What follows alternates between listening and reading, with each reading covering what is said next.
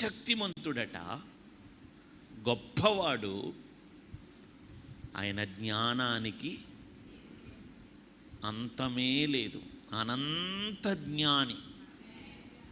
ఆమేన్. అనంత జ్ఞాని ఆయన. కాబట్టి ఆయన గొప్పతనాన్ని పోల్చటానికి ఎవ్వరి తరం కూడా కాదు. ఈరోజు యేసుక్రీస్తు ప్రభువారు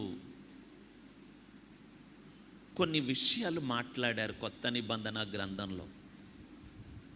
ఆ మాటలను నేను మీకు ఆధారంగా చేసుకొని ఒక 3 మాటలు చెప్పాలని దేవుని ఆత్మ ద్వారా ప్రేరేపించబడ్డాను.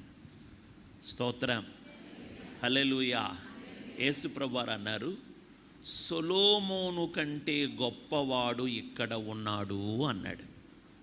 ఏమన్నాడు?